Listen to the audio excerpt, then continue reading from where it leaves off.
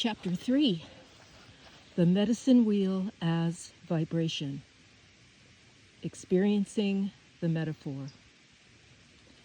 Walking, talking is life breathing and materializing itself into the motion of the moment so that it can become real. In the flash of light are the ashes that fly us beyond us in wisdom and into memory, placing us into the here of vigilance and the now of seeking. In the beginning was a flash of light in which everything was known and seen. In that moment was the beginning, the end, and everything in between. The original vision came from this being we will call inspiration, and we were that original vision. We are the original vision of the being of drinking light, the soul. That flash of light was a circle with a center made of heart and a periphery made of beyond. We, the pickers, are at the center of the circle of light. We are the center to the north, to the south, to the east, and to the west, to the up above and to the down below. We exist and we do not exist. We are the infinite void. We are relativity. We are awareness. We are the people, which nature called, and the people, which means vibration. That flash of light is the seed of life. Christians use the term circle of life, and others refer to it as the medicine wheel. These are all different terms for honoring, for celebration of the emotional, mental, physical, or spiritual essence of living breath. Chief Seattle said that we are all connected because the circle of life is the light seed of all life. The seed is in the land, which gives us the initial clarity to discern right living. The land is the materialized vibration which forms our vibrations as we live on it, work it, and eat the foods which grow from it. What's going on is that the heart is integrating with innocence, with teachableness, with that state in which there is no ego, when one is simply soaking it all up like a sponge. For anyone who has had a visionary experience, it is perhaps easier to understand how we become the original medicine wheel. When I had my first visionary experience, I got a flash of light, similar to the original flash of light that made us all, and then came the vision. In that instant, or in that flash of light, I saw the days and years of experience manifested in metaphor as a vision. In a later visionary experience, I saw that light of whatever color was drinking itself into a vision of peace chambers or sound chambers. In this one flash of light, I saw how the chambers were to be built. It was like receiving 4 years of college in a single moment of time. The mind can be seen as a circle. There are corridors from the center that lead out to the 4 directions: the east, the mental; west, the physical; north, the spiritual; and the south, the emotional. When awareness expands, we move towards the outer periphery of the circle through one of these corridors, whilst at the same time traveling from the periphery to the center. We begin to perceive certain forms and are given an increasing ability to dialogue with archetypes and principal ideas. As we evolve in consciousness, we go through different steps, and therefore we perceive certain levels before graduating to other levels. Veils begin to disappear, and we are able to know life more deeply. When those new levels are understood, we are given other levels, and when we are ready, we can perceive still higher levels. Once, in a visionary experience, I had the opportunity to meet Lord of the Wind. Riding in a chariot like Elijah in the Bible, my ability to have this experience, to meet this being, came only after years of studying the mysteries, of experiencing progressively greater capacities and levels. As we reach the outer periphery of the circle, paradoxically, we are, in that moment, in the middle of the circle. There is a greater knowing of the mystery behind the mysteries. This is not the knowledge of facts that come as a result of reading hundreds of books or from studying a particular subject. Rather, it is insight. This insight into the mystery of life came to me after I had been fasting and dancing for extended periods of time.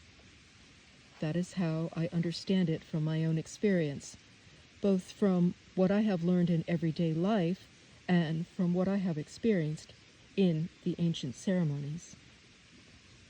It is through the hardship involved in effort as working worship that I learned what vibration is all about. In my visions, I received ceremonies which I have practiced in order to achieve certain mystical, spiritual initiations, graduating from one level to the next. I found that the way to access the wisdom contained in vibration was through the effort involved in the movement of dancing without food or water. We have the medicine wheel because it is one way we can explain things to the rational mind. Where the circle ends and what is beyond the circle is not yet entirely known. What is known, though, is that the gifts lie outside the circle and that they can only be received through effort. What is inside the medicine wheel is known. The heart is at the center of the circle, and there are 4 directions: the east, west, south, and north. And though there are 4 directions, there is really only one direction, the direction of greatness, or the highest potential of goodness. It is the direction by which energy is continuously rediscovering itself. It draws from silence the sweetness of milk of life. That is what it feeds on, and what gives it life. A mother knows she must feed her young baby, and she gives her baby milk. Vibration is fed in a similar way. The infinite mother of the infinite self, which is the sky and the earth, feeds this child, and then this child knows who it is and what it is to do and become. Since this child is continually in a state of becoming, it is continually descending as well as ascending, while eating and drinking its sustenance from the mother of silence. We are aspects of the child of the lifting silence, of purity, and at times of the observer, observing the one observed. So, you see, the medicine wheel or circle really doesn't exist. It really doesn't exist because we don't exist. This has to be made very clear. We don't exist the way we think we do. We are energy that appears and disappears and appears and disappears. When it no longer is there, it automatically goes into silence. When it reappears again, it is not the same person because, in some ways, it has changed. And that is the key to evolution. Everything has evolved from something else to what it is now. That is how the future is part of the nature of vibration. How the medicine wheel works. Imagine the medicine wheel as a big circle, and in the middle of the circle is a stone, which represents the heart. The inner periphery of that circle is made up of the unclarities that at this moment in time are there. The way the medicine wheel, or the circle of life, works is that in each given moment there is a flash from the center of the heart. It wants to know something that it doesn't know yet. This flash of light goes from the center to the inner walls of the circle, and in that moment of contact, it pushes the limits of wisdom outward and then swallows the new wisdom and returns it back to the heart center. The center of the medicine wheel is the top of the mountain, and the mountaintop is another metaphor for the heart. Vision questers go to the top of the mountain because walking to the top of the mountain is synonymous with walking in the center of the cosmic medicine wheel. When a vision quester sits in the center of his circle on the mountaintop and sends out thought, that which comes back to him from the periphery of that circle is the energizing vibration that keeps the vibration of life. In other words, the very nature of life is such that when the unclarities of the self, which have been sent out in thought or deed, return eventually back to the center of the circle of life, they enliven the existence of life at the center of the circle of light. When the center of the medicine wheel sends an impulse or a flash of light out to the periphery, it does so because it wants to know what it needs to be doing. That flash continues to go out and spread until it can no longer go, and then it pulls from that dark void back to itself the survival power that it needs to go on to the next moment.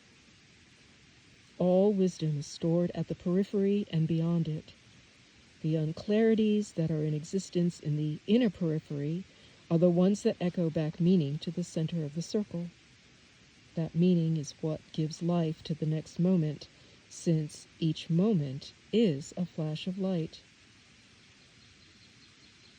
It is important to understand that an attribute of this light that comes from the heart of the medicine wheel is abundance. If abundance calls abundance, then there is going to be more abundance. So when this flash goes out, it brings everything from all around the circle back to itself. Because it sends out abundance, it gets back abundance. Another way of saying it would be to imagine a black, empty space. In the middle of that darkness, there is this flash of light, like a tiny star that becomes larger and larger as it begins to light up a space which only moments before was blackness.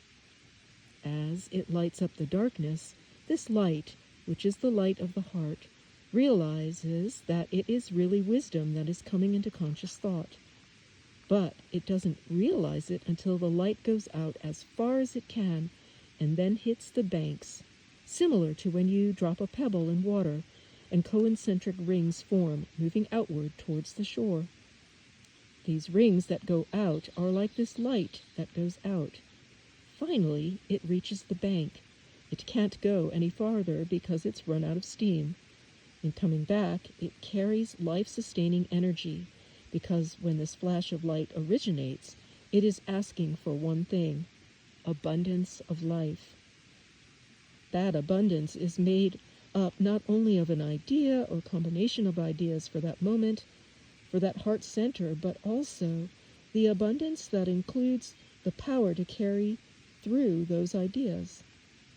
That is how the circle of light functions. The circle of light has been with us, is always with us in each moment. The other thing to understand about the circle of light is that it is made up of proportionately of two forms. One form is fear that it might cease to exist. In the Tiwa language, the word fear, pai hu, and the word heart, pai ne, have the same root. When fear enters, at this moment, we have already begun to enter in an altered state.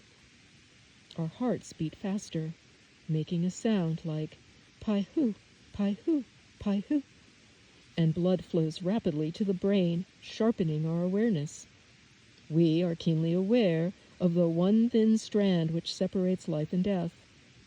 In the moment of greatest fear, we are closest to the moment of creation. This is because the other form of the circle of light is need for awareness, for greater consciousness. Light is always chasing darkness, and darkness light. Whatever the heart sends out, it receives back. We humans have that same pattern because we are made of vibration and patterned after the vibration of life. It is in our nature to send out things through thought and ideas because it is in our nature to behave like the rest of creation. However, we were given a mind to think in ways so that we can enhance life. We can consciously choose thoughts that are life-enhancing.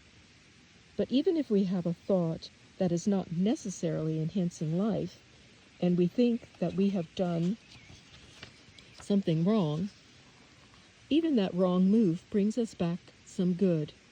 Maybe not in the immediate future, but in its own time. In some way, it is building the nature of life in us. Even something we might consider bad is good because it returns back to its origin, a resonating vibration that sustains the heart of consciousness. It sustains the one eternal flame of life whose sole purpose is keeping meaning alive so that life can continue having its purpose. Having purpose means having transformational potential, which is life's natural direction. The heart of the medicine wheel is like a person, in metaphor, who stands at the top of the hill, shouting out into a canyon. When this shout hits the canyon walls, it brings back with its own echo. In that echo is contained the energizing force that revitalizes the center because of what it has to give. It is in that giving moment that life is receiving. So, though the person shouts and the shout is carried out to the walls of the canyon and then back again, it is not until it returns back that it has meaning to the person who has sent out the shout. Now, the interesting thing about this is that as the impulse leaves the walls of the canyon back to the circle, it has enough time, or gives itself enough time, so that when it reaches the center of the circle, it has already become a realized form. That is, it knows what it is when it comes to the center of the heart. It has cognizance. There is a space of time between the heart and the periphery when it can reveal its own meaning to itself. A mundane example of how a medicine wheel works is the concept of gossip. The real reason we gossip about other people or find fault with other people is because we are really trying to figure out where we are placed in the moment and with ourselves. Perhaps we have low self-esteem in that moment, so we might gossip in order to make ourselves feel better. When we gossip, we send out some form of energy, a thought, or an allegation. Since higher consciousness knows that we are really trying to find our way back to some inner harmony, the very nature of life is that it will send something back that will jar us loose and put us back into balance. All that life is really interested in is perpetuating itself beyond internal enfoldment of vast emptiness. It is continually looking at what it needs and then doing whatever it needs to do, including sending back what it has sent out, because it wants to restore harmony. To explain using a different metaphor, when a new idea calls our attention to its reality, what is going on is that energy wants to lift us. It has nothing to do with whether that energy is good or not. It starts to lift us from where we were to a higher place where we can become what we are going to become next. That is the very nature of one of the mysteries of vibration. When it begins to lift to a higher level, something dramatic can happen. Then we must die into new ideas and new forms. Death eats the old form, and then we can awaken. When perfection gives birth, we are born. We are not really awake until death renews life. Our moments of death awaken moments of birth, and this can happen once a year or 5 or 6 times a day. What is interesting about this lifting energy is that when it happens to us, it also happens to other people who are also being lifted to the next level. If we are being lifted, others are being lifted as well without necessarily being conscious of the process. They will be lifted to a new level for a different reason, since not all of us are working on the same level at the same time. When we begin to lift ourselves from where we were before to a higher place, something dramatic happens in our lives. When energy is lifted in us to a higher level, that is our heart calling in new forms. Why? Because the calling vibration changes into the body of the form concept that emanates as a new idea. Forms are created by energy that is lifting itself from where it was to where it wants to be next by calling its next highest achievement. So, through us, life becomes aware, because life wants to experience itself through us, through our awareness. Life experiences beauty through the way. The way means being inside the purity of lifting, beyond time awareness, so that we see, and what we see and work is the beauty around us. Life is the ever-flowing presence here of ancient thoughts. Life wants to hang out with us and play and enjoy the sense of being lifted as we lift ourselves beyond ourselves, reaching for the greater. Within the medicine wheel, there are corridors in the 4 directions. Each represents an aspect of the essence of consciousness. The east is the mental, the south is the emotional, the west is the physical, and the north is the spiritual, and at the center of the wheel is the heart. Everything works in cycles, or in a circle, because every circle is the seed of new beginnings. For instance, we have 365 days in which the earth travels around the sun, so we can say it takes 365 days for one calendar year to take place around a circle. There is a natural way that the earth revolves. The seasons, for example, are revolving on that same pattern. Springtime, summertime, autumn time, and winter time complete one annual cycle. Vibration also evolves in a natural order and is continually moving from east, mental, to south, emotional, to west, physical, to north, spiritual. But it is moving so fast that the process is not always observable. The flash, or the knowing, can appear quite instantaneously, like the seed of a new visionary experience or flash of light. To explain further, inherent in the medicine wheel is a 5-step process that nature gives us to make decisions. Sometimes, the entire 5-step process occurs in a split second.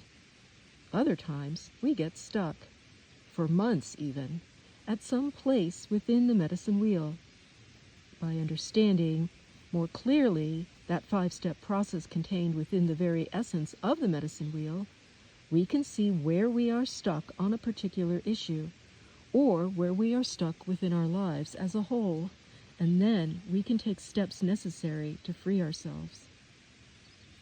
The direction of the east, the mental, number 1 on the wheel, is the direction where there is unity in all things. When we go to the south, the emotional, which then becomes step number 2, where we deal with polarities or opposites, like hot and cold, or male and female. Then we move to the west, the physical, step 3, the place of reconciliation of the opposites. Then to the north, the spiritual, step number 4, where one finds direction and purpose. Finally, one comes to the center, step 5, which completes the circle and is the place of transformational possibilities. Using this process for decision-making, or for the purpose of resolving problems, allows the free flow of the decision-making process, because the focus is on process and not the decision itself, or its outcome. To use the medicine wheel effectively, we must understand not only the 5-step process, but also the dominant sound vibrations which are associated with each direction.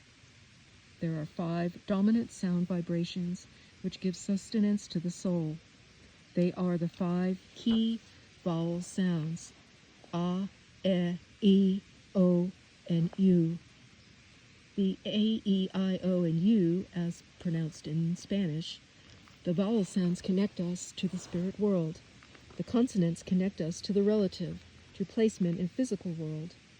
Vowels are spirit, and consonants are direction. Each specific vowel sound carries a special quality, and each vowel has a designated place within the medicine wheel. I'm pausing here because I am uncertain.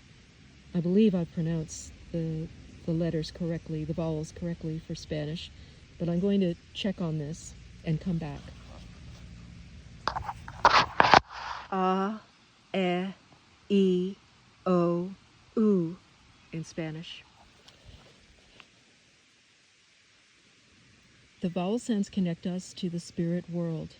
The consonants connect us to the relative, to placement in physical world. Vowels are spirit and consonants are direction. Each specific vowel sound carries a special quality, and each vowel has a designated place within the medicine wheel. Mysteries of the East. The sound for the direction of the East on the medicine wheel is the vowel A, pronounced according to the Spanish pronunciation of A. A stands for purification. According to ancient sounds of nature, the typology A is to wash.